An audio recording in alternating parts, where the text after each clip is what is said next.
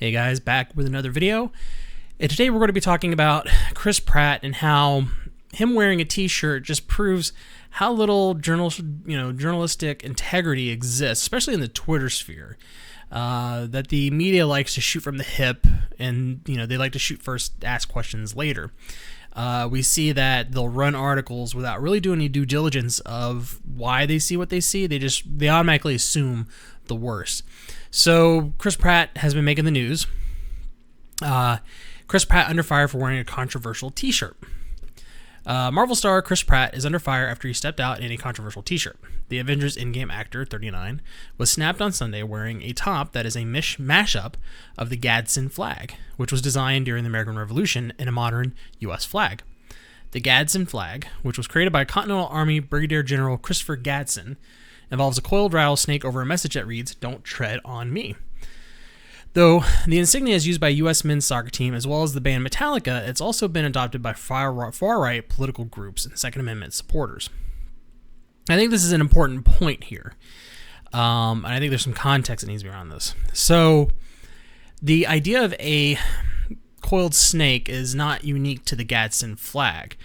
Before the Revolution, Benjamin Franklin made a very famous join or die political cartoon, and it ended up becoming a symbol of the colonies uniting against the monarch. It became a symbol of the Revolutionary War. The whole idea behind it was that the colonies need to unite or they're going to be crushed essentially by the authoritarian government, which is the British monarch. And you can see here, even Wikipedia, it became a symbol of colonial freedom during the American Revolutionary War. So the symbolism of a snake was actually very common. And you can see there's a lot of publications, there's a lot of other political cartoons where a snake is representative of the American colonies. And the Gadsden flag is, like I said, it's not unique to that. And so Christopher Gadsden, was a general in the American Revolution, and it was used by the Continental Marines, which eventually became the U.S. Marines. And I believe the flag is still used by some certain groups within the military. So it's just an evolution of the original join or die political cartoon. So there was a representation that the snake is a unified of the unified colonies, and basically don't tread on me, or we're going to bite back. Again, you got a coiled rattlesnake, so ready to strike. So the idea is, you can see here they've got, it's also been adopted by far-right political groups and Second Amendment supporters. And typically Second Amendment supporters are usually the people who understand that the Second Amendment was written to help protect the American citizenry against a authoritarian regime. And if you read a lot of the writings from the Founding Fathers, it's very clear that they mean that the American citizenry should be armed to protect themselves, to protect their property, and if the government ever got out of control, the power was within the people to take back the government. And so the flag, the Gadsden flag, which was a symbol of the revolution, which was a fight against a regime, that the flag represents that we still have that power. And so that's a powerful symbol. So we have the Equal Employment Opportunity Commission says, it is sometimes interpreted to convey racially tinged messages in some contexts. And I remember, I've heard this before. I've never really seen it that way. Yes, typically people on the right will have the Gadsden flag on their back of their pickup truck, or actually have the flag somewhere displayed. But typically people on the right are going to be your Second Amendment supporters. So when Pratt went for a stroll in Pacific Palisades, California, with his new bride, Katherine Schwarzenegger, his outfit of choice became a lightning rod on social media. Nice shirt. Only people I see with that flag are alt-right racists. And of course, this user, more than likely, and I'm going to attempt... No, I don't want to switch apps. No, I don't want to switch apps. Okay, well, I guess I'm not going to see his tweet. I can't stand Edge. And another Twitter, as you wrote, unfollowed already. Haven't liked him since Parks and Rec anyhow, and I can easily cancel him in that too. At Pratt. Hope these bigots pay you a good paycheck. But others defend the actor, saying, how in the hell is "Don't Tread on Me" flag, which is fully authorized by the U.S. Navy racists, stay strong? So, and that's true. I mean, it's even though it may have been co-opted it doesn't necessarily take away what it stands for, what the majority of people, think this stands for. And just because you happen to see, somebody who is on the, of course, we know in the Twitter sphere that anybody who is just right of center is an alt-right racist or a Nazi, right? So, although I shouldn't say that because I think YouTube is going to not promote my video, we'll just say bad guys from WW2. Now, I probably shouldn't even say the word racist either, because I think YouTube is going to suppress anything I say, really. So, anybody who's right of center is going to be what they're calling alt-right racist. And usually people who are on the right are going to understand the meaning of the Gadsden flag. So, and I don't think they really understand the history of it, right? Which goes to the Betsy Ross flag, which, Colin Kaepernick recently said that's a symbol of slavery, which is completely baloney because it was the first flag of the 13 colonies.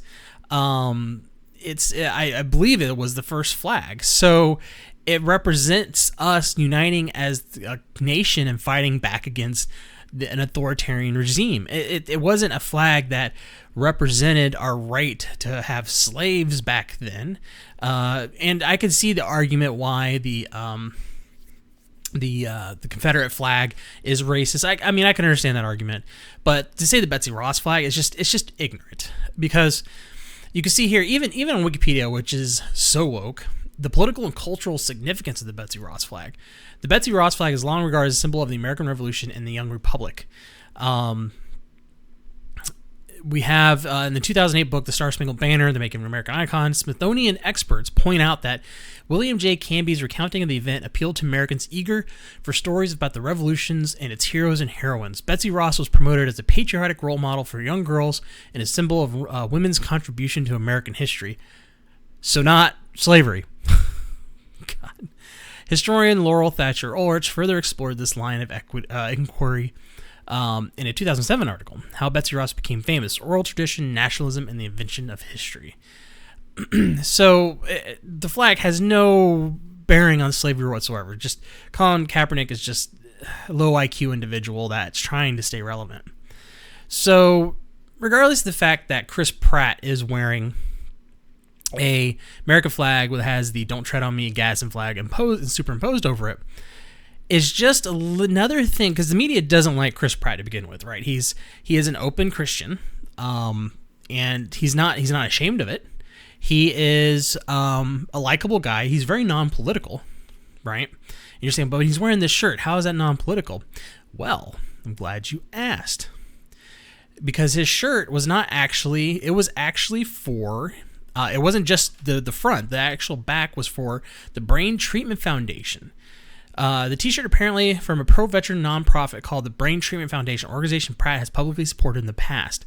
On Facebook, Brain Treatment Foundation posted a photo of the Pratt in the t-shirt, and they said they were honored by the support. We were honored to work with silent warriors who sacrifice greatly so that others may live free, who defend our freedom, who live with honor and by the word of God.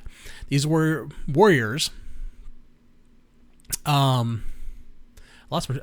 These warriors hunt evil to protect our peace, while those who disparage their sacrifices in our nation from behind a computer screen pretend it doesn't exist, the organization said. We are proud of the American flag and all the symbols that represent the freedom brave men and women have shed blood for since the inception of our great country.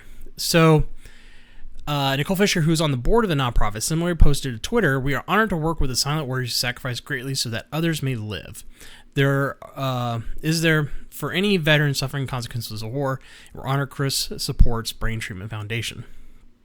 So he was wearing a shirt for a nonprofit veterans foundation, but of course, the woke media just loves to go and rag, "Oh my gosh, he's supporting racists. He's supporting Nazis." Because he's wearing this shirt, or at best he's ignorant, at worst he's a racist. And I've seen so many woke takes on this, but again, if Page Six or any of these woke media people had actually done research and said, "Oh, it's a charity T-shirt," maybe they would rethink their article. And maybe if they did some research on the Gadsden flag rather than taking what the Equal Employment Opportunity Commission says and looking at yes, maybe this flag has been co-opted by a very, very small number of people. I doubt the person with the Gadsden flag on the back of his pickup truck is a closet racist Nazi, right? There's a lot of symbolism that has been co-opted by the far leftists and the communists and the socialists, but we don't equate those symbols to them. So the street goes both ways, but to them it doesn't. So, I mean, that's a huge problem. And we're talking a minority.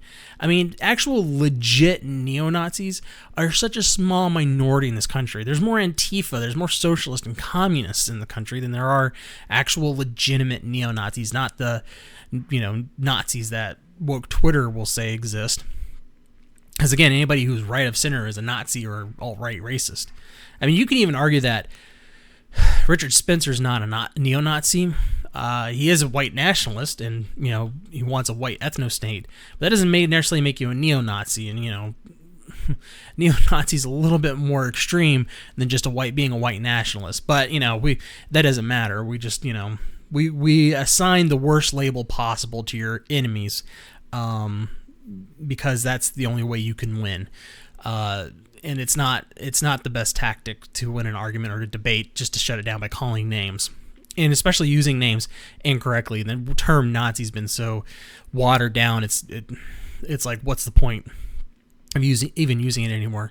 But anyways, so the media screwing up like they always do. But I hope you guys have a good day. And if you like this content, please subscribe, like the video, share it, whatever, or leave a comment. I'm more than happy to engage. So anyways, I'll talk to you guys later.